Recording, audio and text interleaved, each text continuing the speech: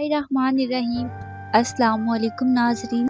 शादी की पहली रात ही मेरे शोहर ने मुझे धमकी दी कि अगर मेरी माँ ने जैसा कहा तूने वैसा ना किया तो मैं तुझे तलाक दे दूँगा।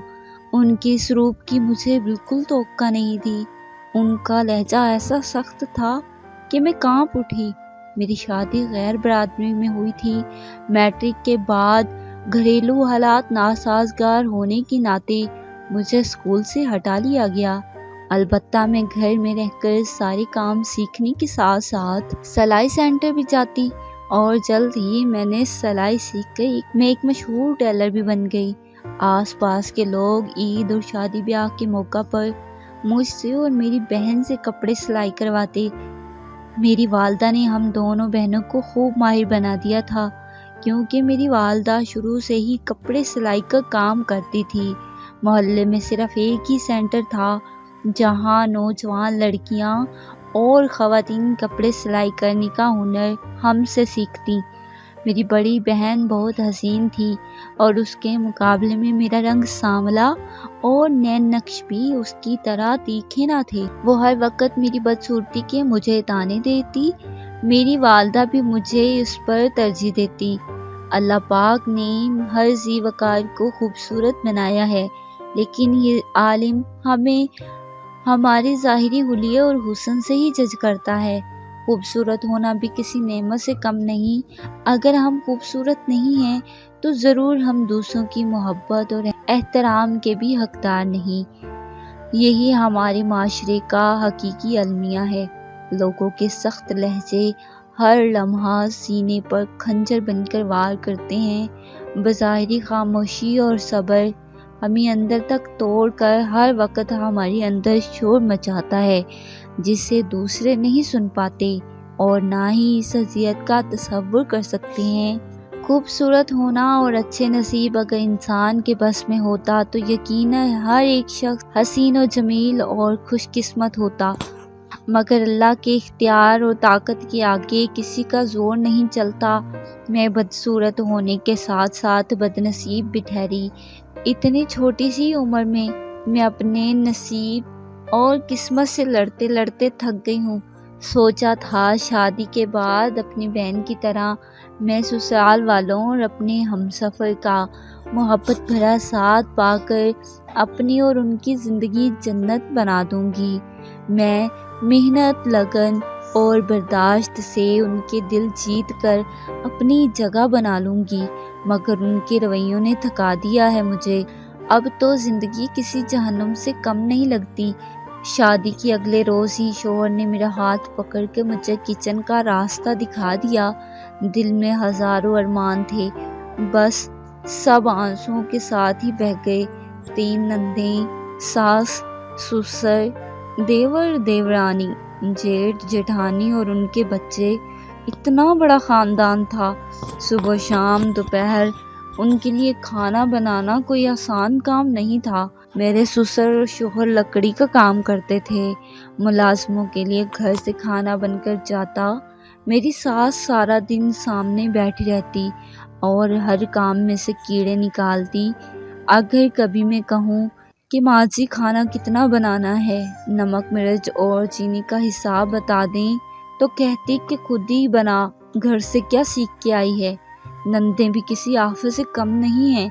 बैठे बैठे छोटी नंद बेहोश हो जाती है और सारे घर वाले मुझ पर बरसते हैं। मैंने उसे कुछ किया है, उसकी हालत की जिम्मेदार भी मैं हूँ। बड़ी नंद इतना गुस्सा करती है, यूँ लगता है कि जैसे उसमें कोई जिन भूत तारी हो गया हो। हमेशा मुझे डरा कर रखती हैं। मेरे ससुर नेक मिजाज इंसान हैं, वो मुझसे मोहब्बत करते हैं और ये बात मेरी सास और नंद से बर्दाश्त नहीं होती। वो शुगर और ब्लड प्रेशर के मरीज़ हैं, मीठा और नमक कम ही इस्तेमाल करते हैं। मैं जब भी खाना बनाती न जाने उसमें कैसे नमक मिर्च तेज़ हो जाता।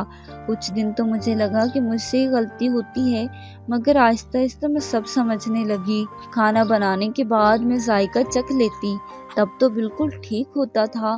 फिर मेरी सास बहाने से किचन में आकर मुझे बाहर भेज देती और मुझे ससुर की नज़रों से गिराने के लिए उसमें नमक और मिर्चें ज़्यादा कर देती। मेरे ससुर سے پورا گھرانہ خوف کھاتا تھا۔ انہیں گھر کا ماحول پرسکون چاہیے ہوتا تھا۔ جیسے ہی ان کے آنے کا وقت ہوتا، میری ساس کہتی ماحول ٹھیک کرو، خبردار جو کسی کے چہرے سے مسکراہٹ غائب ہوئی یا انہیں کسی نے کوئی اشارہ دیا تو مجھ سے برا کوئی نہیں ہوگا۔ ابھی میری شادی کو صرف 4 مہینے ہی گزرے تھے، مگر یہ 4 مہینے مجھے 4 صدیاں لگنے لگے۔ میرا شوہر اپنے گھر والوں کی آگے پیچھے رہتا اور مجھے ہر وقت اذیت میں رکھتا۔ انہوں نے کبھی میری بات نہ سنی۔ مجھے ان کا نظر انداز کرنا بہت تکلیف دیتا ہے۔ ہمارے گھر کی 3 منزلیں ہیں، تیسرے فلور پر کھانا بنتا ہے اور وہاں سے نیچے لایا جاتا ہے، کیونکہ نیچے والے دونوں پورشن پر مکمل چھت ہے، اس لیے لکڑی کی آگ نہیں جلائی جا سکتی۔ ہر مہینے گھر میں حلیم بنتا ہے اور دیگ کی ساری تیاریاں بہویں ہی کرتی ہیں۔ میری ساس دال، چنوں اور سارے مسالوں میں سے اچھی خاصی مقدار نکال کر چھپا لیتی ہیں تاکہ خرچے کے پیسے بچا سکیں۔ باقاعدہ بیان کا انتظام بھی ہوتا ہے جس کی بھرپور تیاری کی جاتی ہے۔ اس کے بعد سارے برتن و صفائیاں بھی میرے حصے میں آتے ہیں۔ میری بڑی نند کی شادی بھی میرے ساتھ ہی ہوئی تھی۔ اس کا شوہر نشہ کرتا تھا اور اسے بہت مارتا تھا، اس لیے شادی صرف 2 ہفتے ہی چل سکی۔ اب وہ ہمارے ساتھ ہی رہتی ہیں اور اپنی ماں کا بھرپور ساتھ دیتی ہیں۔ میں 5 وقت کی نمازی تھی، مگر اب میری ساس مجھے نماز نہیں پڑھنے دیتی۔ میں صبح 7 بجے اپنے کمرے سے نیچے آتی ہوں اور رات کے 11 بج جاتے ہیں، مگر کام ختم نہیں ہوتا، نہ ہی مجھے ایک لمحہ سانس لینے کو دیا جاتا ہے۔ رات کو میرے شوہر سارا دیکھ کر سوتے ہیں کہ کیا کچن کے سارے برتن صاف ہو گئے ہیں، کوئی کام رہ تو نہیں گیا کرنے کو۔ جب تک کام مکمل نہ ہو مجھے کمرے میں جانے کی اجازت نہیں۔ شاید انہیں بیوی نہیں، اپنے گھر والوں کے لیے نوکرانی کی ضرورت تھی۔ ماں بیٹی دن بھر ٹی وی کے سامنے بیٹھ کر نئے سے نئے ڈرامے دیکھتی اور کرتی ہیں۔ میرے دیور کی شادی مجھ سے پہلے ہی ہو گئی تھی۔ میرے دیورانی اور جیٹھانی اپنے اپنے پورشن میں علیحدہ ہیں۔ ان کے شوہر ان پر مکمل توجہ اور انہیں وقت دیتے ہیں، مگر مجھے اجازت نہیں کہ میں ان سے بات بھی کر سکوں۔ میرے سسرال کی زندگی صرف جھوٹے دکھاوے کے سوا کچھ بھی نہیں۔ یہ ایک بلبلے کی مانند ہے جسے ایک نہ ایک دن تو بجھنا ہی ہے۔ پورا گھرانہ ایک ہو کر دکھاتا ہے، لیکن حقیقت اس کے برعکس ہے۔ مجھ میں کسی طرح کا کوئی ان کے دلوں میں محبت نامی کوئی شے نہیں ہے۔ محلے میں کسی طرح کا کوئی آنا جانا نہیں۔ یہاں کا ماحول بالکل الگ ہے، یہاں کی دنیا بھی بالکل الگ ہے۔ خود غرض، ڈرامے باز، چال باز، سنگ دل اور ظالم لوگ ہیں۔ نکاح کے بعد تو محبت ہو ہی جاتی ہے، مگر میرے شوہر کو کیوں نہ ہوئی؟ وہ مجھ سے کیوں اتنی نفرت کرتے تھے؟ مجھ پر ذہنی دباؤ ڈالتے ہیں، مگر میں ان کے بنا نہ رہ پاتی۔ ہر دوسرے دن بنا کسی ریزن سے روٹھ جاتے ہیں اور میں منتیں کر کے مناتی ہوں۔ میرا اپنا آپ مر سا گیا ہے۔ اب مجھے تو لگتا ہے جیسے اگر یوں ہی چلتا رہا تو میری زندگی جلدی ختم ہو جائے گی۔ میرے والدین کہتے ہیں کہ خلا لے لو، ہم تمہارا پورا ساتھ دیں گے، مگر میں ایسا کیسے کر سکتی ہوں؟ ابھی تو میری اس نئی زندگی کا آغاز ہوئے 4 مہینے ہوئے ہیں۔ میں اپنا گھر اپنے ہاتھوں سے کیسے برباد کر سکتی ہوں؟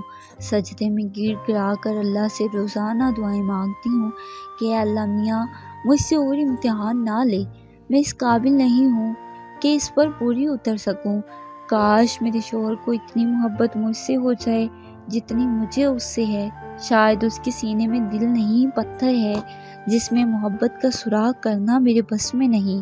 محبت اور خاموش جذبات کی اہمیت انہیں کبھی نہیں ہو سکتی۔ خدارا اپنی پھول سی بیٹیوں کو ایسے درندوں کے ساتھ رخصت کرنے سے پہلے اچھی طرح سے چھان بین کر لیا کریں کہ وہ انسان ہے یا جانور۔ آپ کو یہ سبق آموز سچی کہانی کیسی لگی؟ کمنٹ میں اپنی قیمتی رائے سے ضرور آگاہ کیجیے گا، اور ایسی ہی سچی اور سبق آموز کہانیوں کے لیے ہمارے چینل کو سبسکرائب کر لیجیے گا۔ اپنا بہت سارا خیال رکھیے گا۔ اللہ نگہبان۔